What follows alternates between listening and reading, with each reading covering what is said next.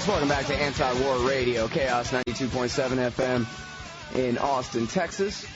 Streaming live worldwide on the internet, chaosradioaustin.org and antiwar.com/radio. And it's time to welcome today's guest, Christopher Ketcham. He's a freelance reporter and writer for many venues, including antiwar.com, Harper's, GQ, The Nation, Salam, Mother Jones. I say Salam? Salon, Mother Jones, Men's Journal, Good Magazine, Radar Magazine, National Geographic. We've interviewed him on this show about controversial subjects before, and he certainly tackled a controversial one this time from the American conservative magazine, the Anthrax Files. Welcome back to the show, Chris. Hey, how you doing? I'm doing good. How are you? Pretty good. Oh, I'm still alive. Oh, that's good. Nobody's sent anthrax your way, I hope. No. You got to be careful which fights you pick here, man. All right, so this article in the American Conservative magazine, you're singing my tune here in terms of skepticism about the case against this guy, Bruce Ivins. The government came out, last month and said, well, this one guy did it and he's dead now and that ought to be good enough for you. And it seemed like there was a little bit of controversy, even in the Times and the Post. They talked about, as you say in your article, even their editorialists said, hey, this is pretty circumstantial and not quite case closed and so forth, and yet somehow a couple of political conventions, a little conflict in the Caucasus Mountains, and all of a sudden the anthrax case ceases to exist. Apparently the one dead guy did it. It was good enough. Is that right? That's right. Problem solved. No need to look any further. Move along, folks, et cetera, et cetera. But, yeah, it was actually quite surprising that the mainstream media did express the level of skepticism about the FBI's targeting of or fingering of Ivins as the lone anthrax killer. And a lot of the evidence just didn't add up. In fact, he had passed 2 polygraph tests. The grand jury investigating the evidence presented against him was weeks away from issuing any sort of decision. They had not issued a true bill in his case. And yet the guy up and kills himself, and suddenly the FBI says, case solved, close the Anthrax investigation, on to other things. All right, now I don't want to sound like a kook about this, but I think it's a worthy question. I think I already know the answer, but is there any reason for you to be suspicious about how this guy died, the suicide? Is that suspicious at all?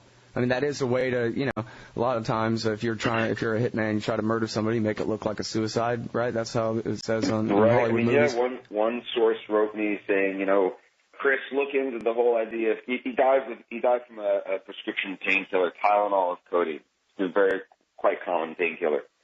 So a source wrote me, look into the whole idea of whether Ivins was sensitive to the respiratory effects of opiates, of morphine-like drugs, because this has been known to be used to cause respiratory failure in those who are sensitive to it. But whatever. I mean, we have no evidence of that. And, hey, if he was murdered by the government, I wouldn't be surprised. But, right. We don't know. Yeah, my question was simply whether there's really any reason to be suspicious beyond the fact that this was a controversial case. I know some people were saying that, sure, he killed himself, but if you read buried in the article, they admit he was in a government mental hospital at the time, but I didn't see that in the article. I saw that he had been in the mental hospital a couple of weeks before, but I guess my best understanding was he was, at his own house when he ate these pills or something. Is that right? Yeah, that's my understanding as well. Yeah. Listen, the guy was under terrific pressure. The FBI was approaching, in probably the most vile manner possible, his children to turn against him. They were offering bribes to his son and approaching his daughter on her hospital bed with pictures of the anthrax victims and describing in horrific terms how her father was a killer. And they offered his son millions of dollars to turn evidence against him. So, here's a guy who we don't know whether he did it or not, because the process by which the FBI singled him out has been so tainted.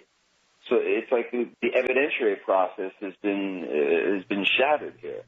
Right. And now, this isn't just an episode of the Cold Case Files on A&E or something here. This is extremely important because after the September 11th attacks, as you point out in your article, when this anthrax came as what seemed a follow-up to the 9/11 attacks, that's what created the 90% approval rating and the carte blanche for the Republicans to rain hell on whoever is behind all this terrible stuff.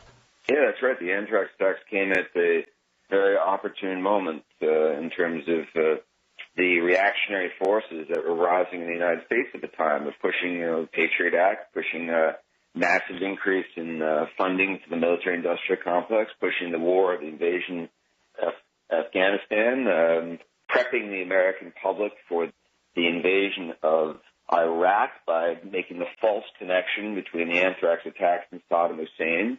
This is a connection that was harped on over and over and over by the usual crew of creeps over at the Weekly Standard, et cetera, et cetera. Right, Robert Kagan and William Crystal, and of course Lori Milroy, who's a favorite of mine. She's the lady who was always trying to say that Ramzi Youssef, the Al-Qaeda guy, Khalid Sheikh Mohammed's nephew, the guy that cooked the bomb for the first World Trade Center attack, that he was really a secret Iraqi agent who had stolen Ramzi Youssef's identity and was also responsible for the Oklahoma bombing and all these other things. That's right. Listen, Scott, in Lori Milroy's world, we're all secret Iraqi agents. Okay? Is that how that works? Why else would we be up here criticizing her work if we weren't working for Saddam Hussein? I can't think of another explanation. Saddam Hussein and Al-Qaeda together. Yeah, of course. In fact, you and I are the connection between the two that justifies the war back in 2003. That's right. Yeah. They finally caught us, Scott. All right, now seriously here. Let me play Cheney's advocate as best I can here. I think that you're a detailed and decent enough reporter. You've done your homework enough on this case. I would like for you to try your best to explain what the evidence is against this guy from the FBI's point of view. What is their narrative about why it is that they're pretty sure that these things, what things, and then how is it they're saying that this adds up to a case against Ivins? All right, the Ivins evidence, it's all circumstantial. It's that he exhibited wacky behavior. He was sometimes aggressive in his letter writing to editorial boards, to local newspapers. He liked to drink alcohol. He had a beef with the U.S. government. He had expressed in past documents or letters that bio-warfare or biodefense funding needed a boost. A lot of stuff that just adds up to a whole lot of suggestion.